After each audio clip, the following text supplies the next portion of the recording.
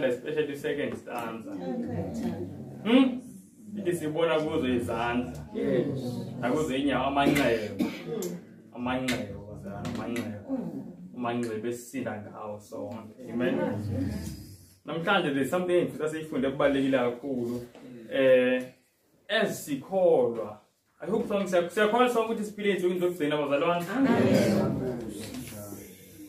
Onga khola ngathi angashintsha akholwe bazalwane ngoba kuclear sipile insukwini zokugcina ngci futhi these are the final days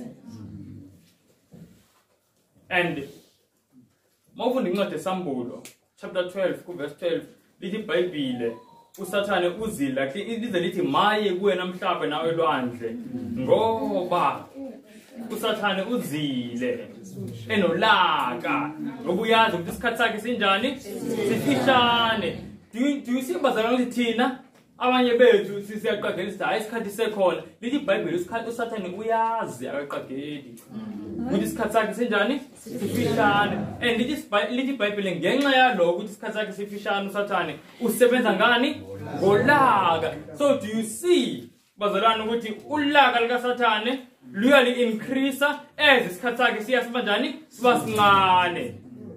That is why manje ezikolweni kakhulu kunaqala sibona ingane zihlaselwa amadimoni. That's why manje sibona kudlengulwe ogogo nezingane. That's why manje kulula ukuthi umuntu akhiphe isibhamu adubula umuntu manje. Sayizela bazalwane and umhlaba wawunjalo just before kufike uzamcolo. Lithi iBhayibheli uGenesis chapter 6 verse 11. Lithi umhlaba wonke wawonakele phambi kwamehlo kaJehova. Lithi futhi umhlaba ugcwele ini budlwangu violence. So do you see ukuthi according to the Bible violence is one of the signs ukuthi ngempela sekugcineni.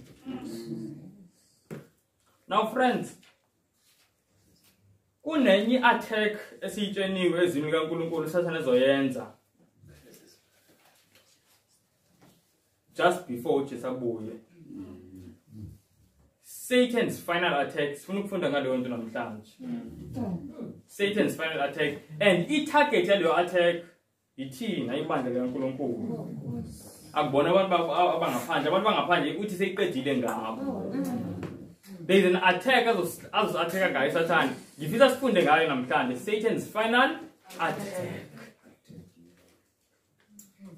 So if you are quoting ngempela sezinsukwini zokugcina the final days then mele siyilindele le final attack esifunda ngayo. Now before singene kuyona bazalwane the final attack kunezinto engifuna nje ukuyishare ngezwi kaNkulunkulu nangaye futhi uNkulunkulu. Ngiyabuka ukuthi abantu bangamboni kahle uNkulunkulu. Uthando lwakhe nendlela nje ayiyona emehlweni abantu abaningi kungathi nje uNkulunkulu kubonakala nje umuntu omkhulu nje ofuna nje ukuthi siloke sikhothama nje kuphela siloke sikhothama nje kuphela yonke imiyalo yakhe ukuthi thina sikhothamele yena.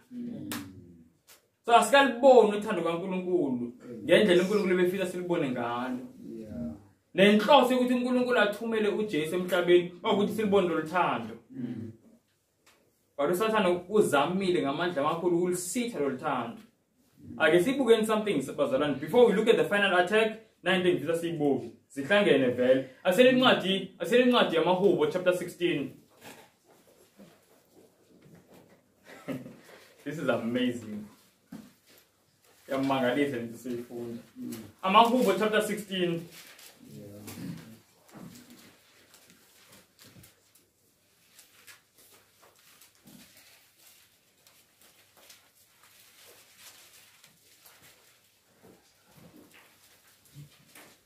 Sasifile bazalwane. Ngicela ukufunda verse 11. Mahubo chapter 16 verse 11. Uthi Davide uyakungazisa indlela yokuphila ukugcwala kwenjabulo kusebusweni bakho. Intokozo isesandleni sakho sokunene kuze kube njani? Kube phakade. Ithi nge-English, thou will show me the path of life. Ithi in thy presence is fullness of joy, and at thy right hand are pleasures forevermore. Sayizo ntozalwane. Uthi uNkulunkulu la ebusweni bakhe noma kwi-presence yakhe, ebukhweni bakhe uthi yena ukhona. Uthi kukhona ini? Injabulo. Sayizo ntozalwane. So if kunomuntu omusha, like a young person who is looking for injabulo, yini ekumele ayifune? uNkulunkulu, ipresence kaNkulunkulu. Sayizo leyo nto. Ngoba ithi in thy presence is fullness of joy. If kunabantu mhlawumbe bashadile bafuna injabulo, kumele bafuneni more than anything uNkulunkulu. But you know ukuthi Satan ukhohlisa ilizwe. Abantu abaningi bayafuna injabulo, what do they look for? Imoto mhlawumbe, umuzi omkhulu, umuntu afune imali eningi. Sayizo leyo nto. uNkulunkulu uyabuka with a sad face. Uthi yabona they are looking the wrong place. And that's why abantu abaningi they never find happiness. So the project yomuntu ofuna injabulo kumele kube ukuthi ngithola kanjani ipresence kaNkulunkulu. Yeah. Lokho mhlambe sekufunda yolinye ilanga ukuthi siyithola kanjani ipresence kaNkulunkulu. But what I want us to see, into engifisa siyibuke bazalwane, ukuthi uNkulunkulu ufisa sijabule. We don't understand this. uNkulunkulu ufisa ukuthi sijabule. Sijabule. Do you know ukuthi uNkulunkulu isono yasizonda? Kakhulu. Kakhulu ayikancane. Yamangalisa. And isono simzwisa ubuhlungu obumangalisayo uNkulunkulu. Aze athi umpostoli uPaul masenza isono sisazi ukuthi lokhu isono kufana nokuthi siyambethelela uJesu kabusha. Ngesikhathi uPaul eshumayela le ndaba, iKuHebrews 6:6. Ngesikhathi uPaul eshumayela le ndaba, abantu babemangele bathi ha, azoyiveza ngendlela esingayi understand. Phinde njalo mangiqamba amanga. Naku uJesu ubuhlungu. And you know what, umoya ingcela awakhuluma amanga. Yona thina sigabantu sometimes we exaggerate izinto, but God never exaggerates. Mayithi uNkulunkulu uzubuhlungu masikhuluma amanga, it's because uzubuhlungu ngempela. Now lokho siyakwazi uNkulunkulu uzubuhlungu futhi asizonda isono. But abanye bethu asikazi sicabanga ukuthi kungani uNkulunkulu esisonda kangaka isono. Do you understand bazalwane ukuthi kungani uNkulunkulu esisonda kangaka isono? Asibuke naseni incwadi yeZaga chapter 8.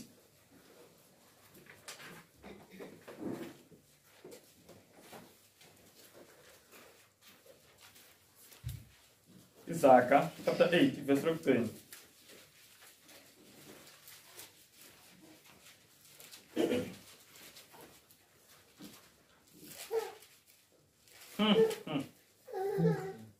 Verse 36.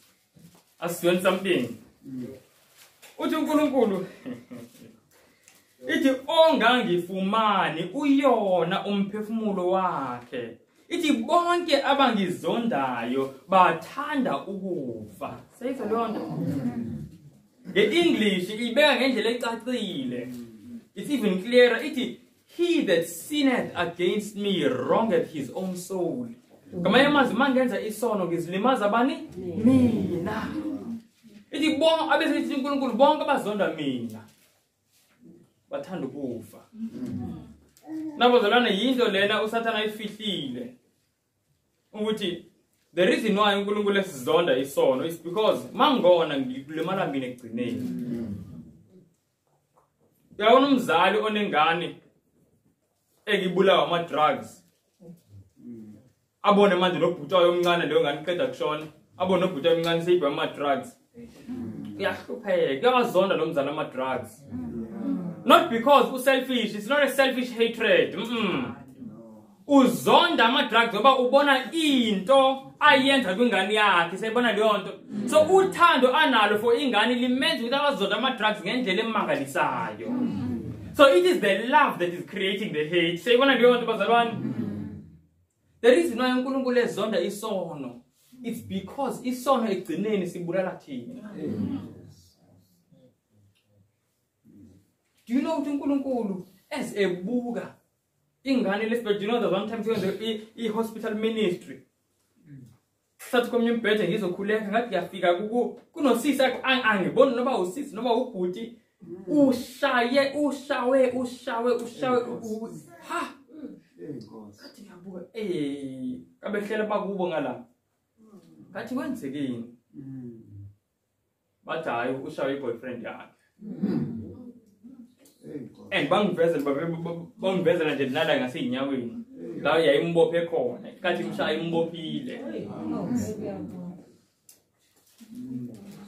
That is the reason why uNkulunkulu ezonda isono. Uthi mayibona umuntu engene esonene ebona umuntu ekiphitha athi la bantu abasti benzani. So ngizama ukuthi bazalwane izwi likaNkulunkulu nomthetho kaNkulunkulu. uNkulunkulu akasiniki ngoba efuna usicindezela, usinika ngoba esithanda. Ayikho into ekhulula njengaleyo.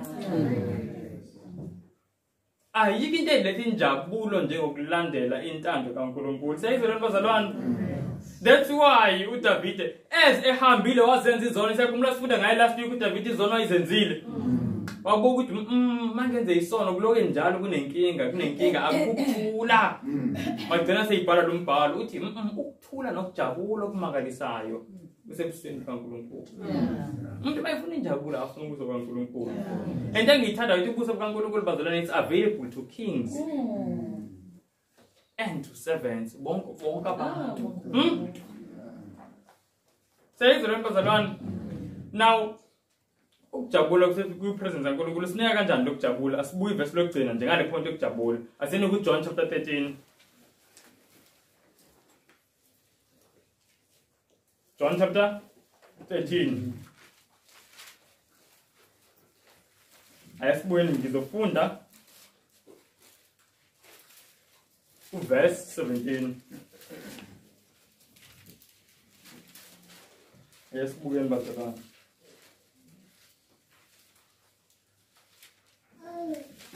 Akho kusimbulo sikufunda siyakubona qale ngomahubo chapter 16 verse 11. Siyabuka ngomahubo chapter 16 verse 11 uthi ukujabula kutholakala kwipresence kaNkulunkulu.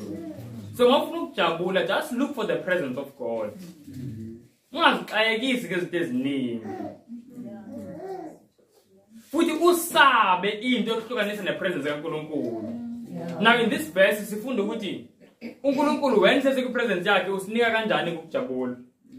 Bo verse 17 uthi Jesu uma nazi lokho nibusisiwe uma nikwenza. Sayibona leyo nto? Uthi Jesu ngeEnglish ithi if you know these things happy are you if you do them. Sayizwa leyo nto bazalwane. Uthi Jesu ihappiness injabulo iza masenza intando kaNkulunkulu. Not only nje ngokuyazi kuphela. Elinye verse singalibhala lapho uJohn chapter 15 verse 11 angizuya kulona. uJesu ufika khulume kwabafundi bakhe verse 10. Mhlawumbe ngathi verse 10 and 11. Athi gcinani imiyalo yami. Then ku verse 11 athi lokho ngikukhulumile kunina ukuze inhliziyo zenu zijabule nokuthi injabulo yenu injabulo yami ibe khona kunina. Seyizwa lento bazalwane. So Jesu batshela ukuthi abagcina imiyalo yakhe. Mhlawumbe basazibuza bathi kungani uJesu efika sigcina imiyalo yakhe? Athi lento ngilitshela ngoba ngifuna nejabule. Disiba bazalwane imiyalo kaNkulunkulu yonke, ilizwi lakhe lonke lumiyalo kaNkulunkulu. So the purpose ilizwi kaNkulunkulu is the happiness of humanity. Usathana manje lento uyijikise upside down ube ngathi is uNkulunkulu mhlambe ufisa abantu nje bacindezela aloke enje babamba bangazitholi into ezibajabulisayo. Uyena uNkulunkulu umuntu ofuna usijabulisa. Yabona masiza la enkonzweni ngiyangibona abantu abasha mabeya mhlawumbe maphatheni bathi basebumnandini bayekufeni. La mele abantu bayekubumnandini mele makuzola. Manje uyazi ukuthi ayisebumnandini. Halawo umnandini ugqoka isuti yebo sisabathele umnandini. Amen.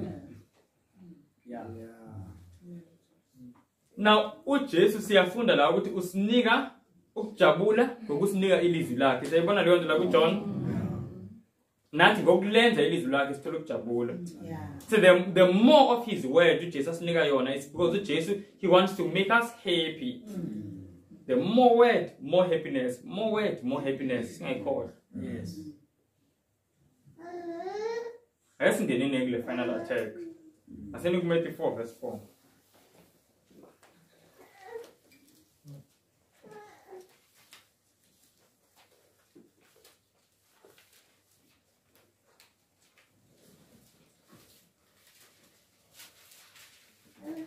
Matthew chapter 4 verse 4. Uthi Jesu siyakhumbula elingo Satan. Uthi kepha waphendula wathi kulotshiwe ukuthi akusinkwa sodwa umuntu ayakuphila ngaso kodwa ngamazwi onke aphuma emlonyeni kabani kaNkulunkulu. Seyizwe lonto. Uthi Jesu umuntu uphila ngani bazalwane? Nani futhi enye? Isinkwa namazwi. Seyizwe lonto uthi Jesu akona isinkwa sodwa. Kodwa nangani? Nangamazwi. Now we know that sonke siyabo siyaphila ngesinkwa ngisho. Sisidile isinkwa, we know that. Yabo, manje eating isinkwa for years, that's why I see that. But uJesu akuyona into kuphela ukuphila ngayo leyo, kuphila nangani? Nangamazwi. Now, umuntu uphila kanjani ngamazwi kaNkulunkulu? Nasi sibonela uJesu usipersona njengesinkwa, ukuthi the same way umuntu ephila ngesinkwa, uphila kanjalo nangelizwi likaNkulunkulu. Umuntu akaphili ngesinkwa just ngokusibuka nje isinkwa kuphela silapha ya.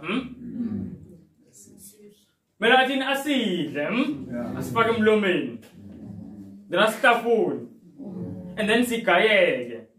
And then sibe yiphathi yomzimba wakhe, then siyamphilisa. Mawusositafuna nje kuphela. Asikakuphilisi, do you know that? Kumele kuqale singene esiswini. Then from the stomach to the blood. Mase singene egazini, then siyakuphilisa ngisho kunjalo. That's why ukugayeka kokudla kubalekile. Now likewise nezwi likaNkulunkulu. Asiphile nokuthi sikubukele lapha. Thothi nje ekhaya nginamaBhayibheli awu20. Angifundi nelodwa. Angiphili kanjalo. Sayibona lonto. Mina ngilifunde, And then ngiligaye mina ngilimeditate, ngilicabange. Ilizwi liyacatshangwa ebazalwane. When we don't meditate upon the word, asikhuli. Ngoba kufanele ukuthi asigayi ukudla. Ilizwi siyalicabanga bese siyifundile siyayicabanga. Take it point by point. Yes. And as we meditate kuyona, then it becomes part of us, part of our character. Then liyasiphilisa. uJesu umuntu uphila ngawo wonke amazwi. Every word that proceeds out of the mouth of God. Now, mayethi every uJesu usho ukuthi bazalwane every wonke amazwi aphuma emlonyeni kaNkulunkulu. Siyayizwa leyo nto? Kunabantu abazothi hayi uthi sizame ukukhetha la iBhayibhelini njawaphi mhlamba amazwi esiwafunayo. Kunabantu bazinika futhi nomsebenzi ukuthi bazama ukubalula ukuthi yeyiphi iphathi engathi lena iphefumulele umoya engcwele. Siyabona leyo nto? But uNkulunkulu asinikezanga leyo task. Yabona la iBhayibhelini there are over 31,000 verses. And uNkulunkulu has not given anyone the task ukuthi ahambe ekhethe ithi ehlukanisa hayi leli ngeke leli livela uNkulunkulu lela livela uNkulunkulu leli. Siyabona leyo nto? Ngoba lithi iBhayibheli lithi yonke imibhalo iphefumulele ubani? uNkulunkulu. Sayizwa leyo nto? Yonke imibhalo.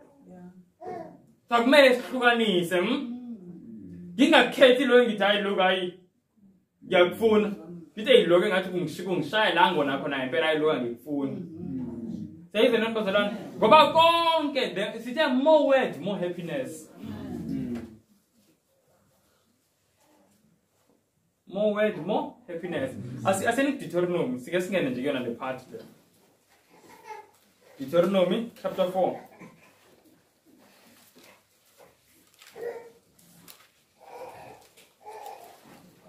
Verse 2.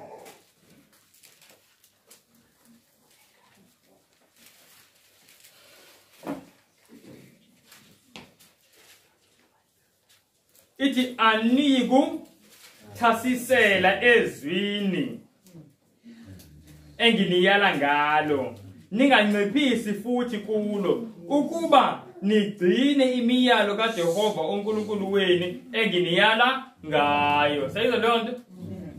Uthi uNkulunkulu ninga-add, ningathasiseli, meaning don't add okwakho. Futhi unganciphisi. Thatha ilizwi kaNkulunkulu njengoba linjalo liphelele. Ulifunde ngokuphelele kwalo. Sembona uNkulunkulu uthini bazalwane?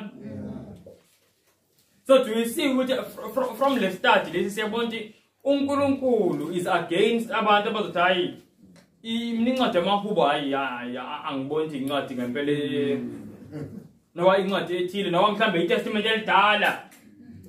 Sayizwa leyo nto bazalwane? Ake sibuye futhi another verse, Deuteronomy chapter 12.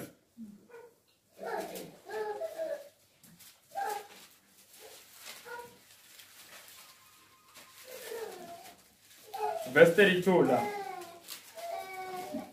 Uthi uNkulunkulu konke enginiyala ngakho anoqaphela ukuba nikwenze. Ithi awuyikuthasisela kukho futhi ungakunciphisi. So important bazalwane. Do you know ukuthi uNkulunkulu mayiphinda into eyodwa kaningi because uyabona ukuthi kune risk ukuthi abantu bazofuna ukuyenza leyo nto. And ngenze ukuthi nakuthina bakhona kuthina abanginciphisa ithi anginciphisi ngokuthi hayi angilamukeli leli but kunamazwi engazilana angikwenzi. Especially amazwi akhuluma ngesimilo nangendlela kumele siziphathe ngayo. Ngendlela yokukhuluma. Mufunda kwincwadi yeColossians chapter 4 verse 6 uPaul yonke inkulumo yena ayibe nomusa. Uthi yonke ave sibambalo esikhulu esiphila ngalo lelo lizwi. Lezi izikhathi sikhuluma ngentukuthelo kodwa libe lithi lizwi yonke ithi let your speech be always with grace. Ithi always, meaning whether u late noma kunomuntu okwenze into embi noma ebuhlungu ithi khuluma ngomusa. Can you believe that? Kodwa thina senze njani siyanciphisa sithi hayi phela ithi leyo nto ayikho practical. Lona sesiqala ufaka upracticality. Unciphisa lokho. Asibuke mhlawumbe the last verse ekhuluma ngalento. Aselu Proverbs chapter 8 izaga. Oh yes. Yeah. Izaga.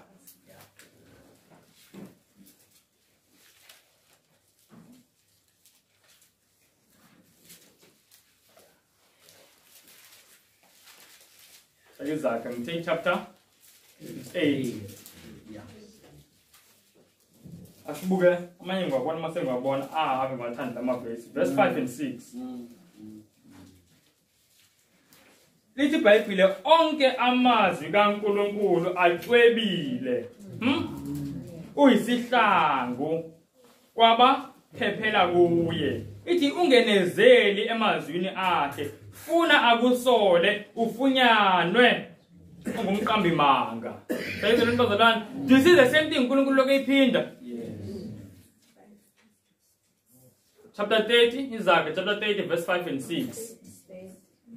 And you want like English, every word of God is pure. The original translation is every word of God is purified. Meaning already the list is only purified. Akumele thina sizama ukulipurifier. Nomuntu ozama ukupurify la ilona. Nobe umfundisi egqoma amakhola amangakanani ukuthi umfundisi ungibiza ilizwi njengoba linjalo. Ungazama ukulipurifier wena. There is an attack bazalwana on ilizwi kaNkulunkulu. I want to show you my quotation that ekhuluma ngalento. This is Satan's final attack. But we will see something. Itilana, can you see this quotation? Ifunda go selected messages, page 16, volume 1, page 16, selected messages. It is no man. How many men? No man. No man can improve the Bible by suggesting what the Lord meant to say or ought to have said. uNkulunkulu lana kakumele athi. Yazi mina I've heard abantu besho leyo nto kakumele ngabuthe uNkulunkulu. Lento ayishoyo lana ayikho. Man umuntu eyinyama kanje ozalwayo oyingane. It is some look to us gravely and say, don't you think that there might have been some mistake in the copyists or in the translators? This is all probable. And the mind that is so narrow that it will hesitate and stumble over this possibility or probability would be just as ready to stumble over the mysteries of the inspired word, because their feeble minds cannot see through the purposes of God. All the mistakes will not cause trouble to one soul or cause any feet to stumble that would not manufacture difficulties from the plainest revealed truth. Lana, abanye abantu bayabuza ukuthi hawu angeke kwenzeke nje mhlawumbe kathi translator i-translator nje ifake mhlawumbe ikhoma la ngamele ifake khona uthi Ellen White uthi yebo uthi this is all possible uthi yebo ngenza uthi but lokho it would never cause even one soul to be lost. You know why? Ngoba uNkulunkulu lo obala inwele zethu sibangaphi la endlini sibangaphi la KZN sibangaphi la South Africa sibangaphi la Africa. And iBhayibheli even the very hairs of your head are numbered. uNkulunkulu onesikhathi sokubala inwele zethu. Don't you think that he would take care of ilizwi lakhe? He would. So umuntu ozama ukuthi akwenze ukuthi uyeke ukuthemba ilizwi leNkulunkulu ngoba sithi hayi uyabona la ngathi betranslate kwathini uNkulunkulu if unesikhathi ezinwele ezigundayo namhlanje yabona manje thothi next week manje ngibona ngigundile. uNkulunkulu yathi mangigunda ngisuse inwele ezingakhi. So the same God bazalwane he has sufficient power unamandla ukuligcina aligcine ilizwi ngempela ilizwi lakhe li pure. This we must phethe lo siphethe izwi likaNkulunkulu. Lelizwi elibambe ilanga manje ukuthi lingacimi lelizwi elikhuluma la. Siyabona lo mandla. So singabona doubt ilizwi kaNkulunkulu bazalwane. Singabona doubt. Hey bazalwane kuningi nje. Ithi when men in their final judgment find it necessary to go into an examination of scriptures to define that which is inspired and that which is not, they have stepped before Jesus to show him a better way than he has led us. It's abantu abazama ukuhlukanisa bathi hayi lelizwi lelilona lingcwele leyalikho ingcwele. Ithi abantu abazama ukubonisa ukuthi bazama ukubonisa uJesu indlela engcono kunala ayibekile. Pride kahle yenze leyo. And most of the time into yenze leyo bazalwane it's because abantu bazalwane. This is the main reason it is some sit in judgment on the scriptures declaring that this or that passage is not inspired because it does not strike their minds favorably. They cannot harmonize it with their ideas of philosophy and science, falsely so-called.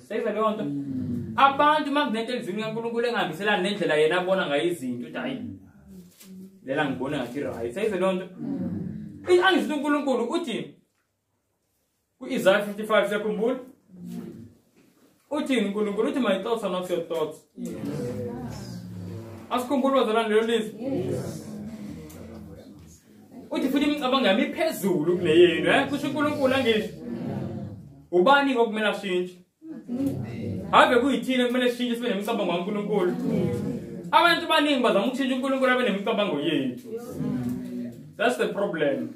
Kanti uNkulunkulu ivangeli is about changing us sibe nemicabango kaNkulunkulu. That's why Apostle Paul ethi ayibe khona kini leyo ngqondo yaKristu Jesu. Siyibona leyo nto. It is possible ukuthi sicabange njengoNkulunkulu masivuma ukuthi uNkulunkulu asisize. Simshintshe uNkulunkulu yena oshintsha thina. Now friends, this Bible in a prophecy, le Bible inani? Is propheto. Is propheto ila uNkulunkulu asitshena into ezokwenzeka ngesikhathi esinjani esizayo. Siyibona leyo nto. guess one of the predictions uNkulunkulu ayenzile concerning lesikhathi sokugcina sikusona. There's something I want us to see. uNkulunkulu asencwadi Sambulo chapter 12.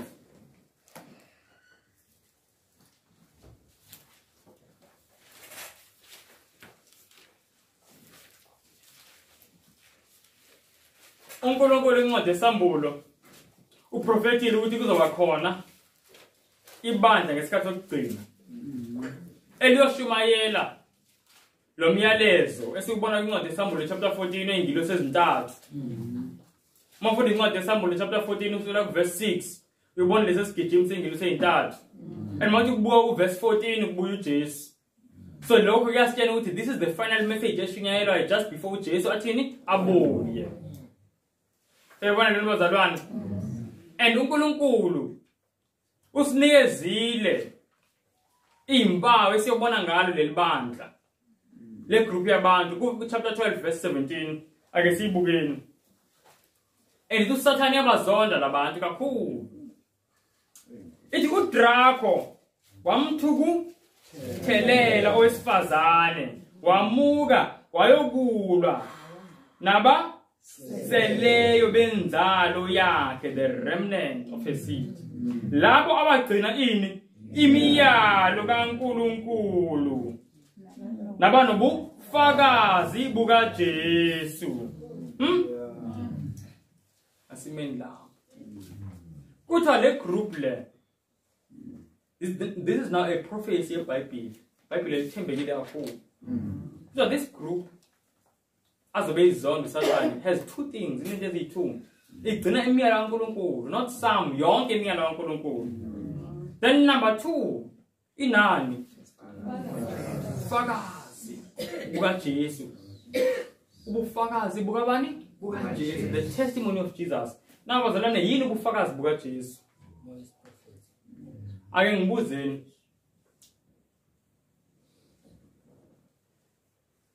Mangizothi ake sisukumeni bazalwane, ake sihlaleni phansi bazalwane, sizwe ubufakazi baba uMsumi. Ake sihlaleni phansi sizwe ubufakazi bukabani? Bukaba uMsumi. Sihlaleni phansi. Silindele ukuthi kuzokhuluma bani after mase sihleli phansi. Baba uMsumi mangisho kunjalo? So ubufakazi bukaJesu ukukhuluma kukaJesu. Sayizwa leyo nto? Now uJesu ukhuluma kanjani nabantu bakhe? Ngomoya ingcwele, using bani? Abantu. Be more specific bazalwane. uNkulunkulu ukhuluma kanjani? Kusukela kudala, iBhayibheli kusukela kudala ayikhuluma ngani? Kama propheti. The prophets, eh? Yes. Asikhumbule ku 2 Peter chapter 1 ku verse 20 iBhayibheli ngisho imibhalo. Phefumlelo uNkulunkulu usebenzise abantu abangcwele. Babhale nabo beqhubeka yini? Umoya ingcwele. So umoya ingcwele uses abaprofeti. So uJesu ukhuluma ngabaprofeti. So that's why ubufakazi bukaJesu abaprofeti igift yani yokuprofeta. Asibone manje kwiSambulo chapter 19 verse 10.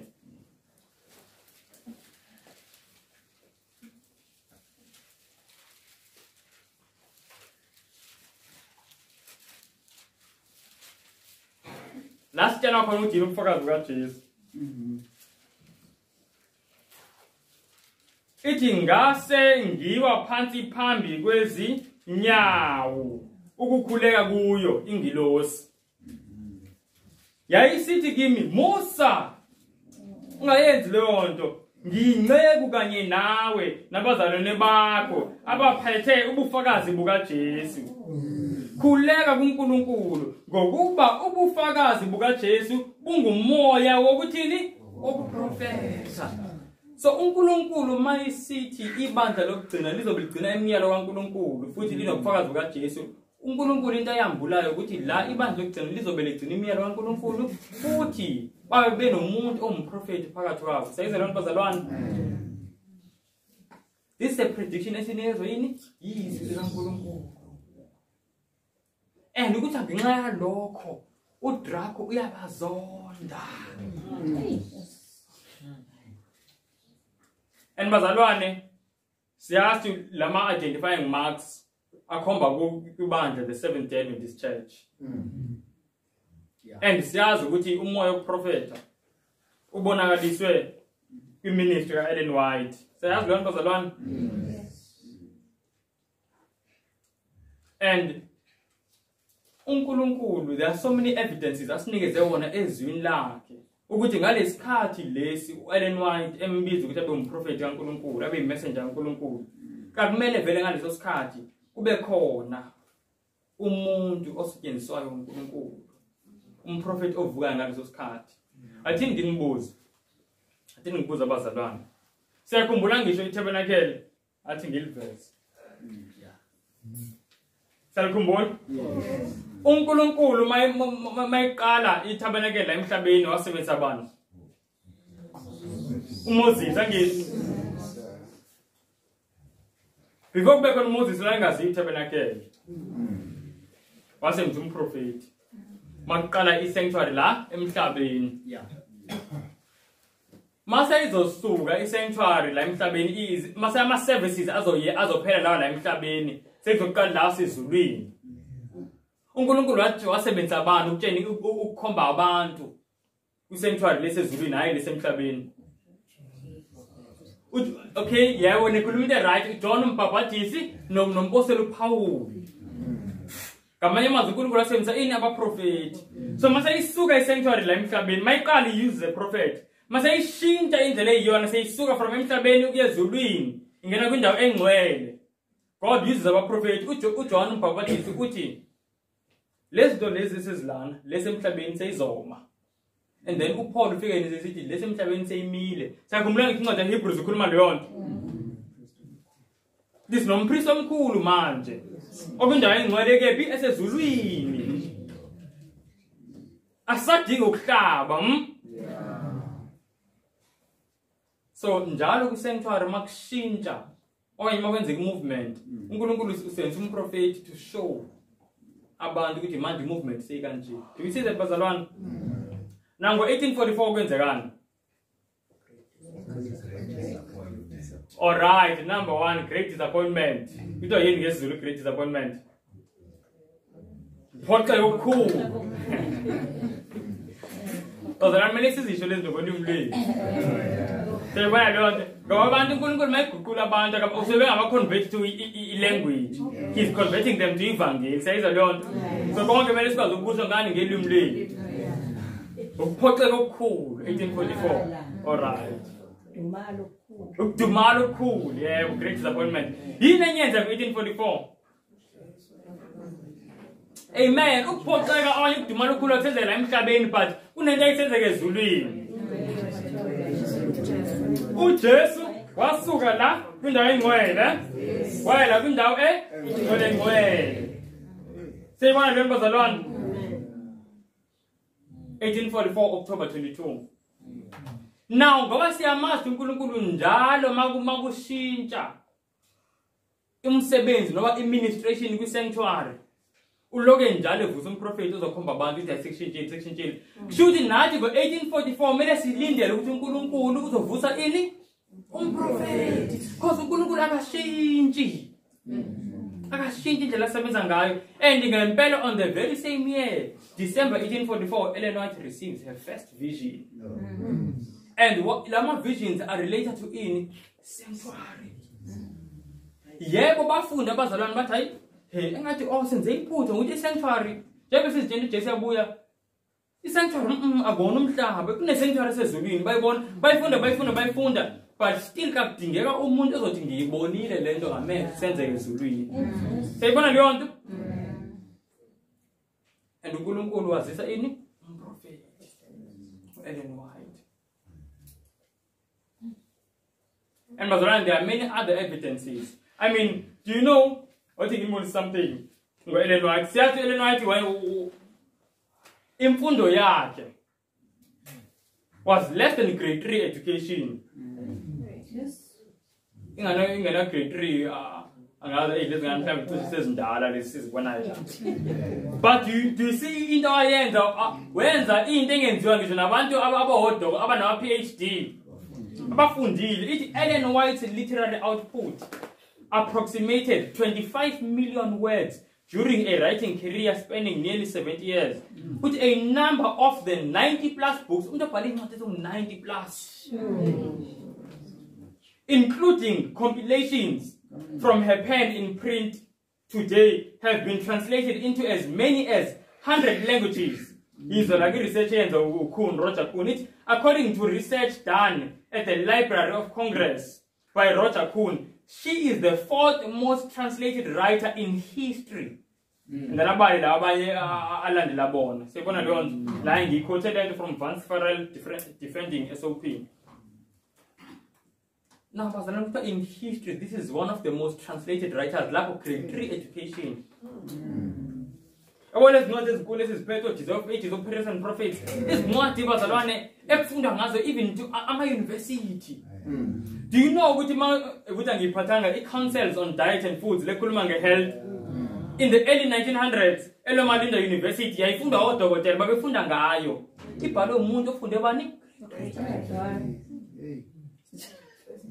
Can you believe that?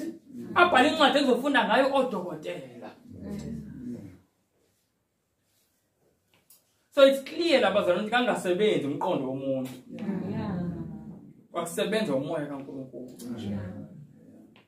but do you know what is the greatest evidence?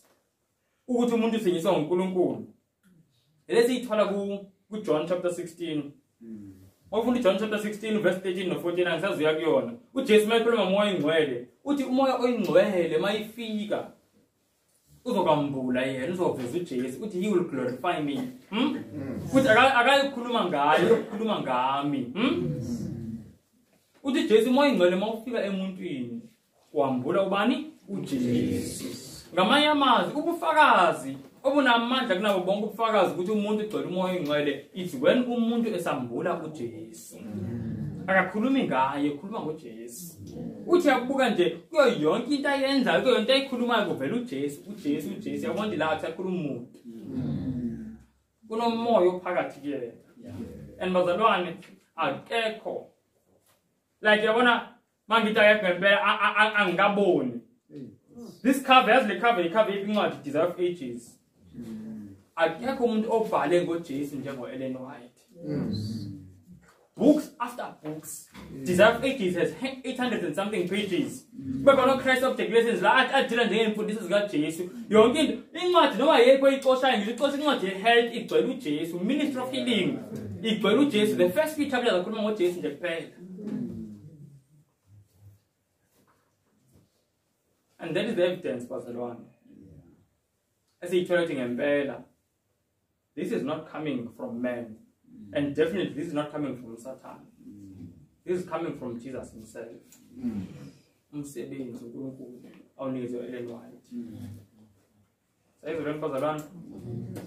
Now, in the we understand is Umoya's prophet. What is the relation of the spirit of prophecy and the Bible? In relation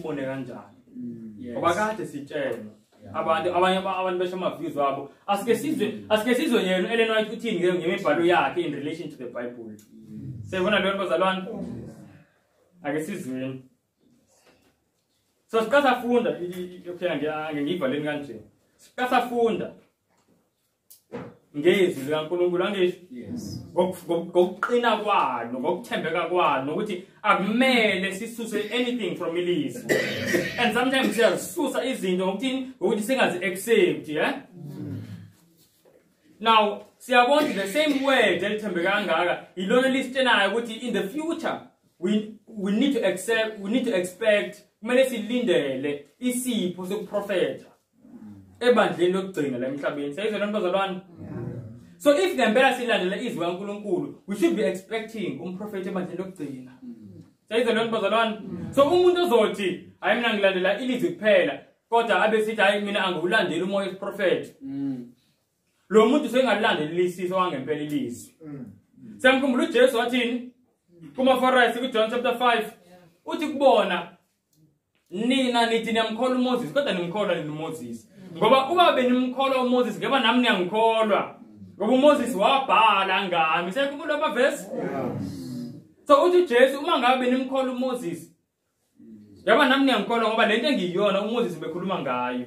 And I will say the same thing to us. Uma ngabe siyakholwa izwi, siyokholwa noMoses prophet. Ngoba izwi libhaliwe ngoMoses prophet. Do you see that bazalwane? Yes. Asizweni lana. Lana ngifuna again selected messages. Page 30. Paragraph 6. What is the relationship? What is the relation between the spirit of prophecy in the Bible? Mele sibuke kanjani Bible noMoses prophet. Iti brother J. Smiles brother J. Sometimes got fake identity abantu bathini bangahlazeki.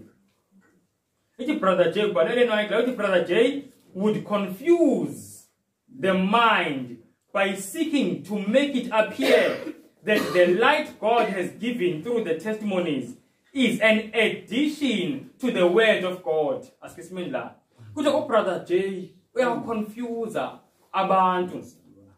Ukonfuse abazalwane ngokwenza abazalwane bacabanga ukuthi umoya wesiprophet uyi-addition kwiBhayibhile. Uthi mayenza njalo uyaconfuse abazalwane. Uthi then yaqhubeka ithi but in this he presents the matter in a false light. So number 1, umele ngicela siubambe mase siphuma la. Umoya wesiprophet is not an addition to the Bible. Siyayizwa lento bazalwane? Yeah. Then uthi umbuzo uyini ke? Asiqhubekeni. Ithi God, who? God has seen fit in this manner to bring the minds of his people to his word, to give them a clearer understanding of it. Kuja through umoya wesipropheto, uNkulunkulu uletha abantu bakhe elizwini lakhe ukuze balibone clearer. Siyibona leyo nto bazalwane? Ngamanye amazwi, yes, umoya wesipropheto wenza izwi likaNkulunkulu abantu balibone ngokucaca more than before. Ngamanye amazwi, umoya wesipropheto is like a magnifying glass, eh? Yes. Siyazibona i-magnifying glass yenzani? Yes. Ukukhulisa uyicacisa into ubungayiboni. Namhlanje microscope whatever it is singayibiza ngayo. I-magnifying glass ayishintshi lento ebukwayo. Ishintsha le ndlela ebukwa ngayo ngoba lo muntu usuke ebuka, usuke elimele amehlo engaboni kahle. Sibona leyo nto. Yabona esibuku. Azishintshi lento engiyibukayo. Zisiza amehlo wami ukuthi ayithini ayibone kahle. Ngoba amehlo wami alimele akaboni kahle. And umoya wesipropheto siyatshena manje ukuthi upurpose umoya wesipropheto is to make people to have a clearer understanding elizwi likaNkulunkulu. Amen. It's not an addition to the word. Amen. Amen. Say the number one. Yes. Magnifying glass. Eh? Yeah. Yes. Why is it magnifying glass teen? It's because bazalwane silimele. Indlela esibona ngayo izinto silimazwe yini? Isono, glory, ngiyamthanda umuntu othi isono. Silinyazwe isono. And the more isono siqhubeka, the more ukulimala kwabantu nabo kuya kusanda. Siyibona leyo nto? So ngamanye amazwi indlela abantu babelimile ngayo 2000 years ago ayifani nendlela esilimile ngayo manje. Siwes. That's why uNkulunkulu athe in the last days I'm going to bring a prophet. I'm going to give them a magnifying glass. Otherwise abantu bazodlala uSatan. And abantu who reject the spirit of prophecy. Umuntu pride. Let me be honest. Pride ukuzitshela silimalanga. Izitshela mina ngiyakwazi ukubona kahle, eh? Abantu silimele and ngifuna ukwenza isibonelo esivezayo ukuthi silimele kangakanani. Yabona uma unemoto. Ubese ngozini. Imoto ishayise mhlawumbe imoto. Uthi sathi uyilungisa imoto. Wena uthi uyabona hayi kuwenza ubhampa uthi hayi hayi mhlawumbe ngibamba the 2000 yoba right. Ufaka egarage, phuma imoto with invoice 20,000. Go bamba. Which it cannot be. Now, and leyo nto seyakutshela kulimele more than ibhampa. Siyabona leyo nto? Ubona ngathi kulimele more than ibhampa, ubona nge-invoice. Ubona nge-price edingekayo ukuthi ilungiswe lento.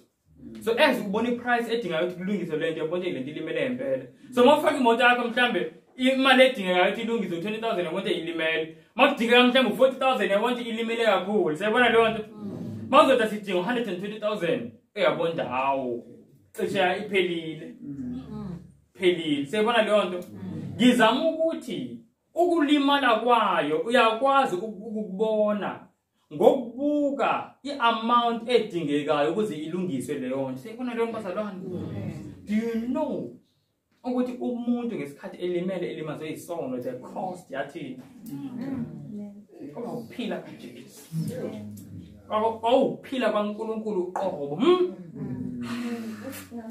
ngisho umhlaba wonke the entire universe ihlanganisiwe ayingeke ikwazi ukwenza that payment so leyo yasibonakaliswa bazalwane ukuthi ukulimala komuntu is very very great silimele asiboni kahle that's why ezinye izinto uNkulunkulu mayisicacisela zona ngomasiprofeti sote mina ngiyiboni kanje because vele awuboni kahle wena mele ubeke ecaleni ukubona kwakho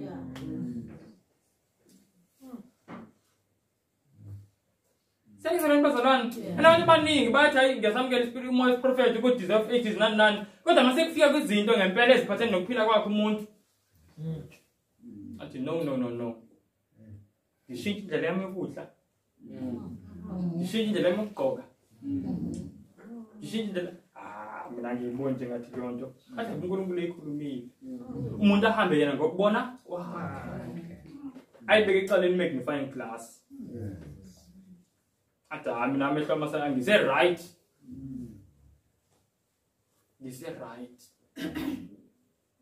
that is the problem siyona notice this because I'm just sure ngifuna nje sibone se magnifying glass sibone kahle what is this imap angisho yakuphi South Africa okay lena yipi le province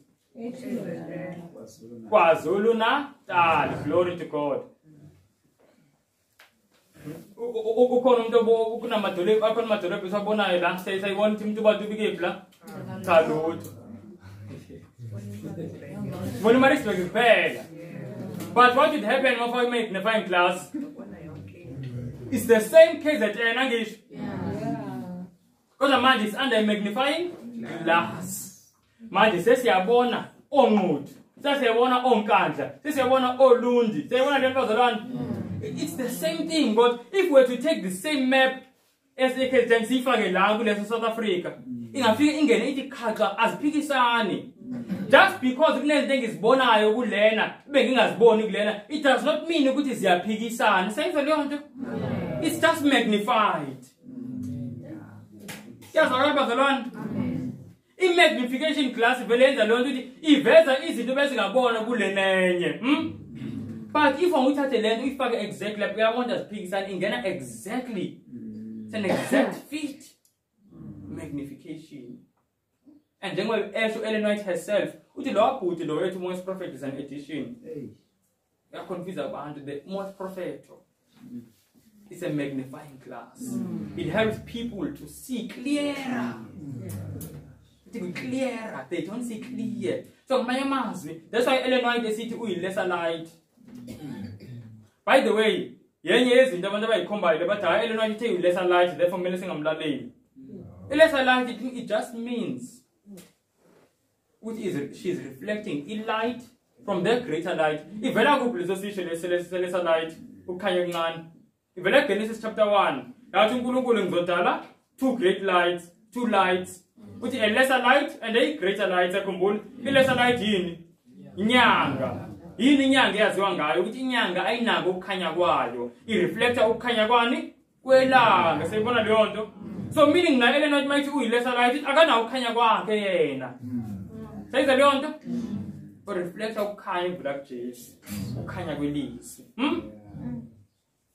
and bazalwane inyanga ikhanya when in darkness we are living in the darkest time of the earth's history we need the lesser light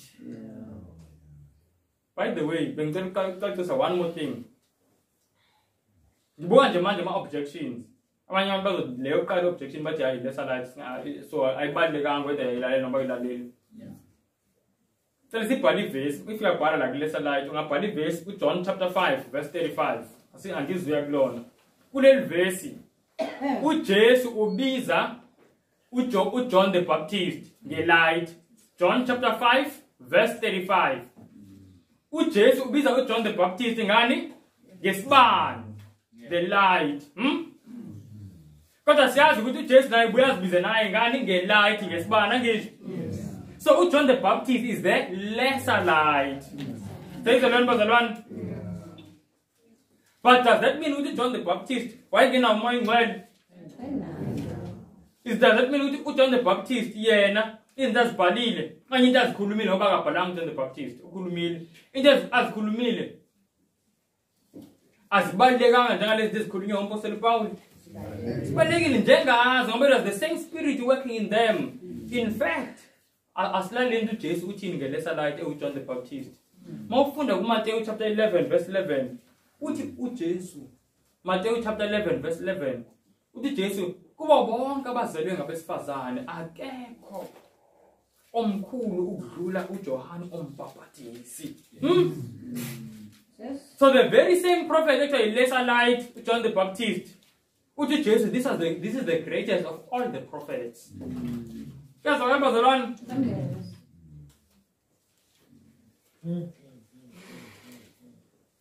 So now umoya prophet okunjalo. Since kumoya engcwele ubukhuluma ngomoya prophet. The same Holy Spirit, the same authority.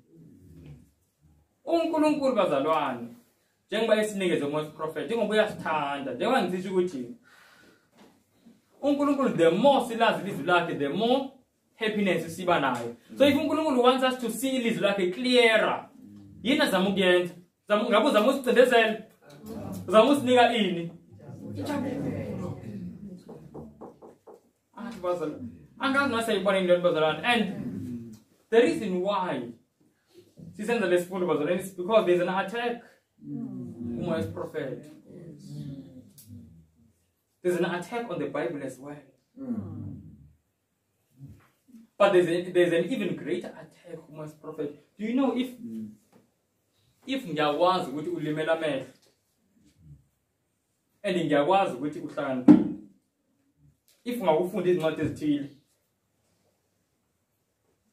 ungaphasa but inkinga ulimela amehlo udinga isibuko. Amen.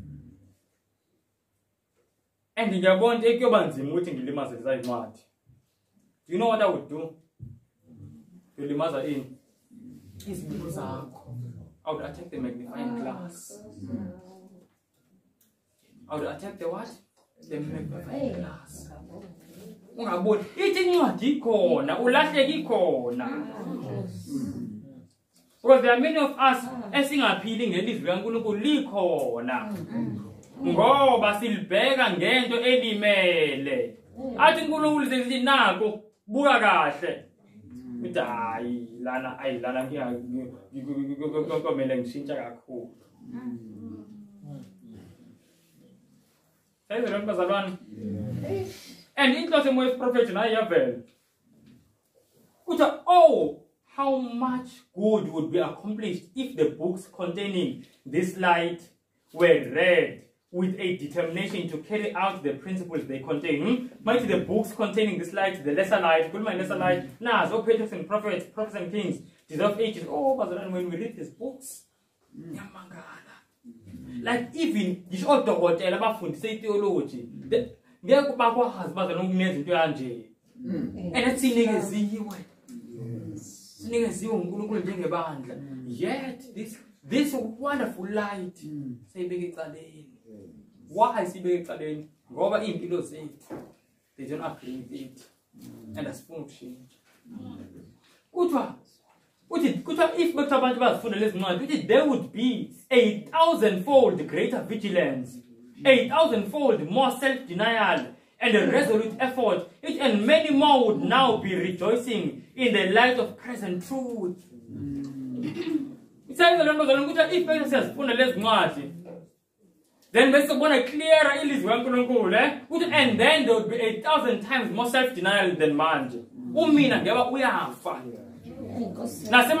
you know one of the books that reject you? but by rejecting ngoyiziba. Same thing. Yes. Adventist home. Yeah.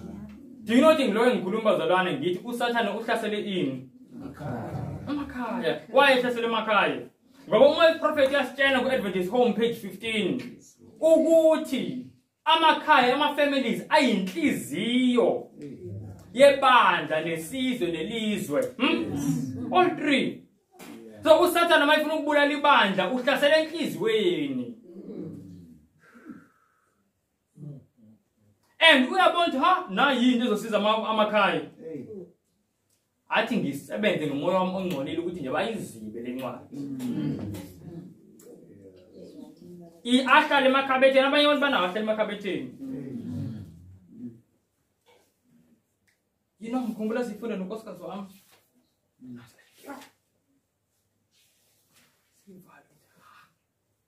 Kosicela usize. Esibukane ke hayi. Ukubona manifundile ubonje uyayenza le kuthiwa yenziwa la. Anicela usizo. Yeah. Nicela ini usizo. Because makuhlangana abantu abayi2, husband and wife, abantu bakumindeni ehlukile leyo. Omunye kunendlela akhulise ngayo, omunye nomunye inendlela akhulise ngayo. Siyabona leyo nto. So manje sazelapha ukuthi hey be correct. So kungani babayi2 babeke ecaleni kugqamele kaNkulunkulu indlela. Otherwise nizoloku nixabana ube uxabana ongapheli. Sayizolweni bazalwane. And makuxatshana emindenini, ibandla, there is no way ibandla can be pure if the families are not pure. Yoxatshana nasinakephi nasebandleni. Ziningi izinto ezirejectayo ngenxa ukuthi. In fact, let me show you something. And if you know the real reason why people reject the spirit of prophecy.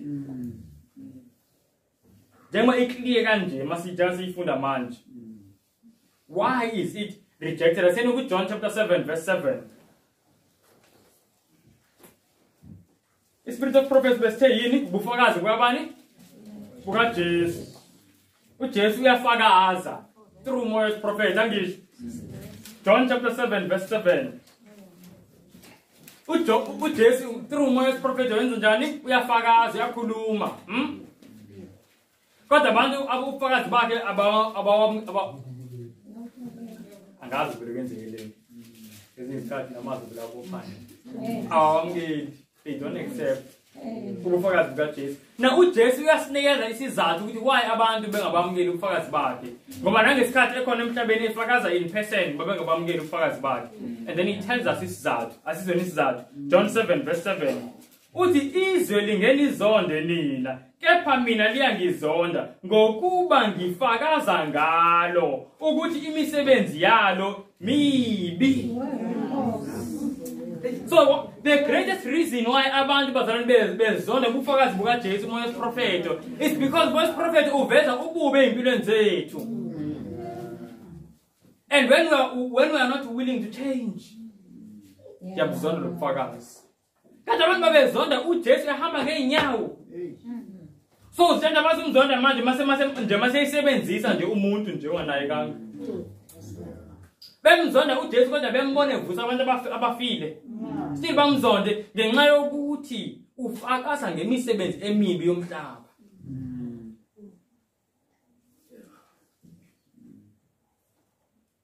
Please that bazalwane. Now sizokhuleka. I want to say this.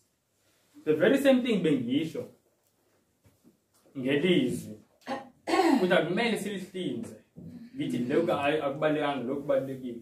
Same thing applies like Moya's prophet. Say the remember the line. This is inspired light from heaven. Sing our feet. Buka abanye mawuhlinza benza kanjani. I'm sure angazi into beyenza abantu ngesikhathi sakhe night lesson and even that today bayakwenza. Uthi ke night lana. Uthi and now brethren I entreat you ngamenzganisha not to interpose between me and the people and turn away the light which God would have come to them. Uthi, do not by your criticisms take out all the force, all the point and power from the testimonies. Makuria ma testimonies. Ukuria ngayo Moses prophet, the testimony of Jesus. Do not by your what? Criticisms. Any criticisms. Ukugxeka. Kuthiwa uSathane unabantu abasebenzayo ebandleni abagxeka uMoses prophet, and by doing so kuthi makukhona abanye abasanda ngena babona ukuthi ayithithi into engabalekanga le, and all the power and the point is taken away. Says the bazalwane, it do not feel that you can dissect. You know, dissect. Do not feel that you can dissect them to suit your own ideas, claiming that God has given you ability to discern what is light from heaven and what is the expression of mere human wisdom.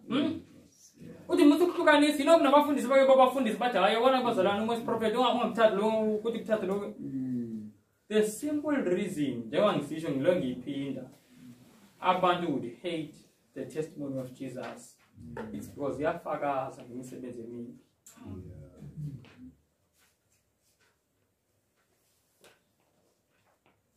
Yafakaza ngemisebenzi emibi. Abanye bathi this is just it. Yet now when I send you a testimony of warning and a reproof, many of you declare it to be merely the opinion of Sister White. I'm sure this is just an opinion. Therefore,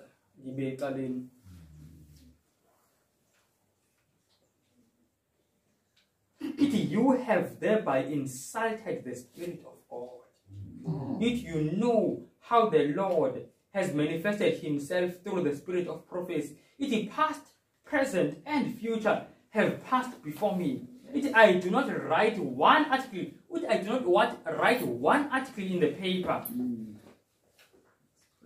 expressing merely my own ideas. They are what God has opened before me in vision, the precious rays of light shining from the throne. I hope quickly. And now, most prophet said, one of the reasons why Satan is most prophet is because of this. Now, Satan will deceive you. And the only way that Satan can deceive us, it's when in magnifying glass I saw. Hebrews chapter 10 verse 25 interpreting a theology original language, but my of magnifying glass ministry of healing, it is a serious mistake to neglect public worship of God. Which lessons we should not lightly regard them. I've been a kurume food now prophets and prophets. We suffer a great loss, massing and tangani to worship. The truth of God lose their clarity in our minds, and we decline in spirituality. Who's your man? You want to magnify glass, to sound and if being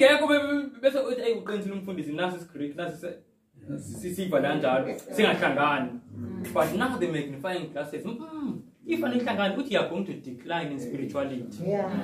When I'm not declining, but Uncle is testifying against you, you are declining. And you know, in course of Satan, just before was the final test, the Sunday law. If figure abandon is a bit declining in spirituality. Ebatole vele sebekhathele.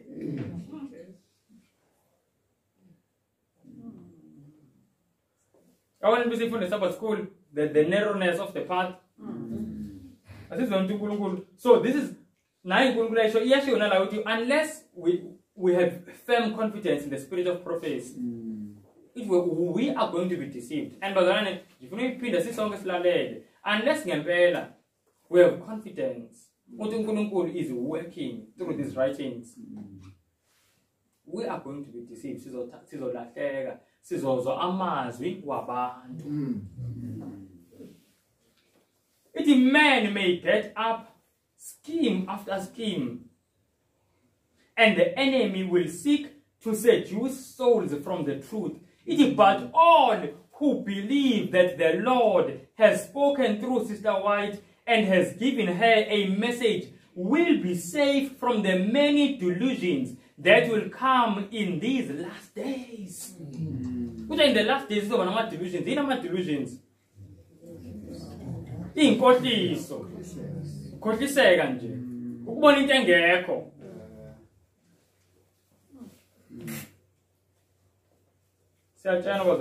All those who believe that uNkulunkulu has been working la, they will be safe.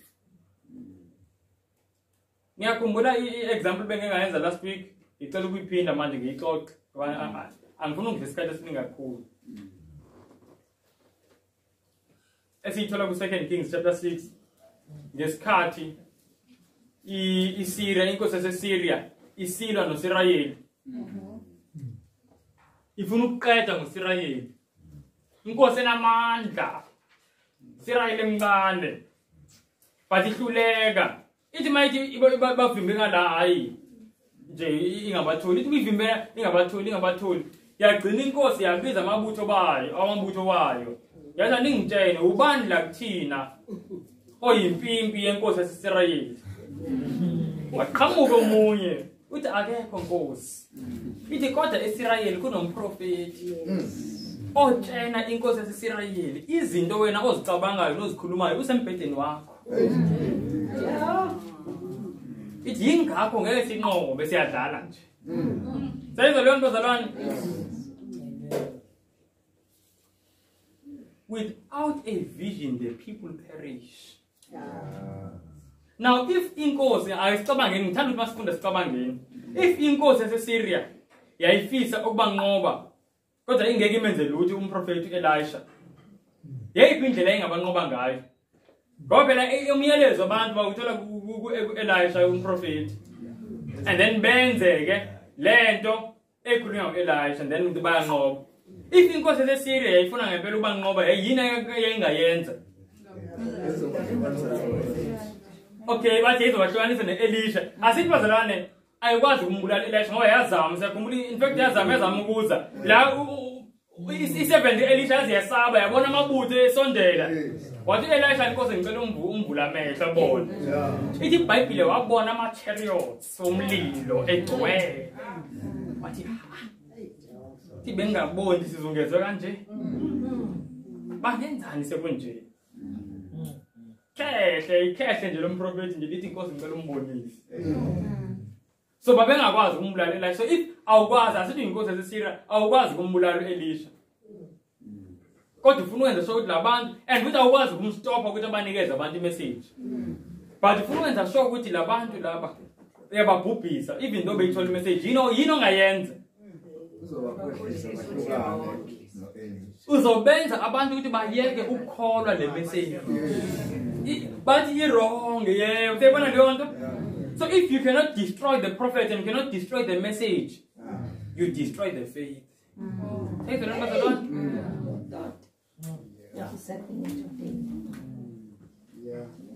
Say the number one. And Satan and Akin one are the same thing. Jehovah manje.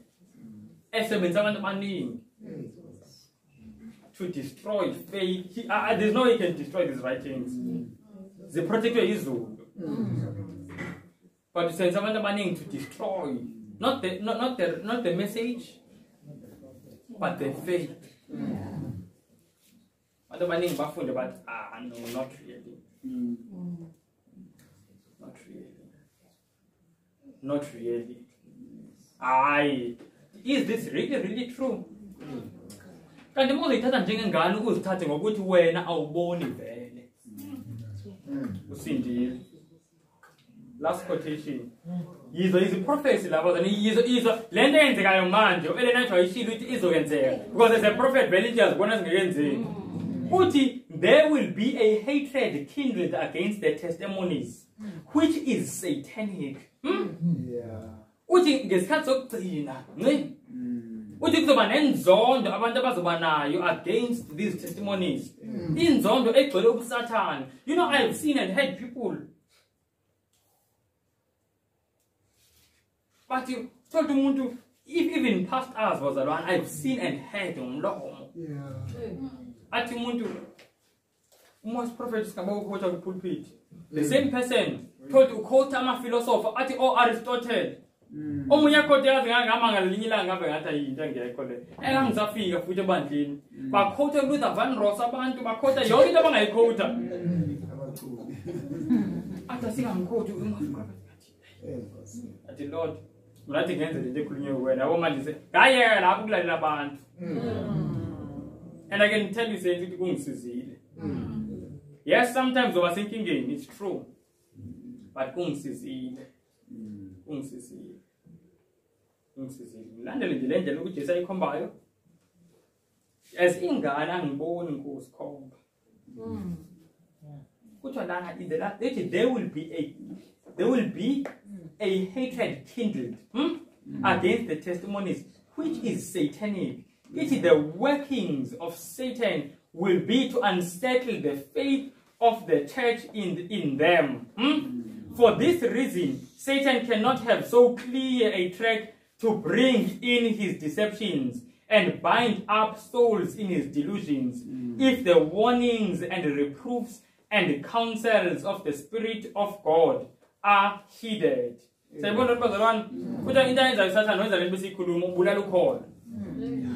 Ubulala ukhona. Now to make an appeal. Sina sonke. Bazalwane. I want to make an appeal. And before we appeal, I want to say this. uNkulunkulu nomusa. It might be ukuthi you have done this work of criticism. It may be ukuthi uke wakhuluma izinto nawe ngenxa ukuthi nawe ungakholwa uma wesiprophet. Wakhuluma izinto ezenza ukuthi nabanye abantu bathini bangakholwa. Ungazazi kodwa usinyiswa usathana. It may be ukuthi nje and then I want to say ukuthi uNkulunkulu nomusa ommangalisayo. Wena ngathi ngokukhuluma nje kuphela. You have destroyed the works of the prophets. There are people who have killed physically the prophets. Oh Manasseh, the Baba slice, oh Isaiah. But you know to Manasseh masayikhuleka uNkulunkulu amxolela. Umusa uNkulunkulu bazalwane yakumangalisa kakhulu futhi yabona ke awuthi asikaboni uthando lukaNkulunkulu. We have not seen the love of God. Asikaliboni. Mayikhuluma ngalo Ellen White kwincwadi Acts of the Apostles page 333. Uthi in the contemplation of Christ, it was cabanga uJesu. In the contemplation of Christ, uthi we linger upon the shore of a love that is measureless. Uthi simile nje kwishore. Uthi uthando lukaJesu linjengolwandle olungapheli.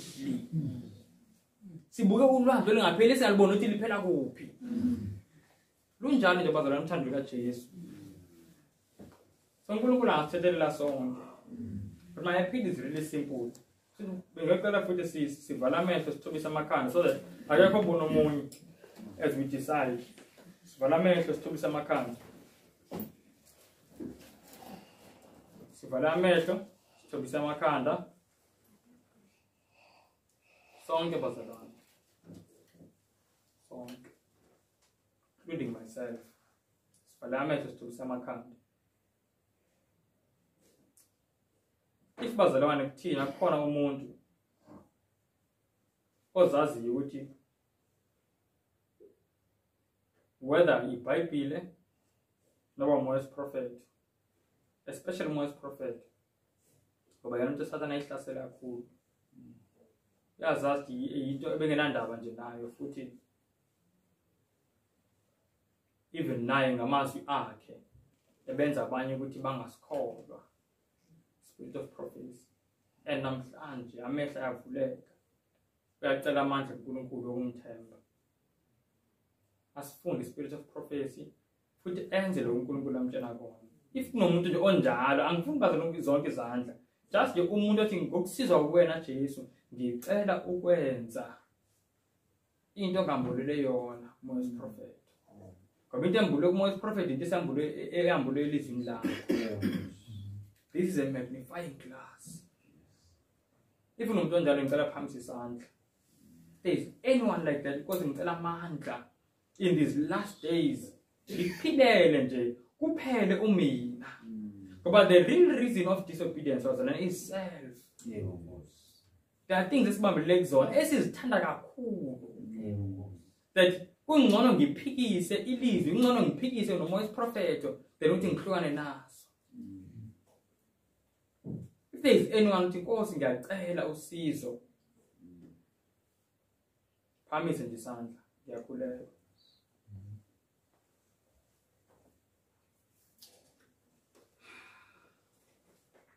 Loving Father, Nkosi namandla onke ngegama lika Yesu Kristu.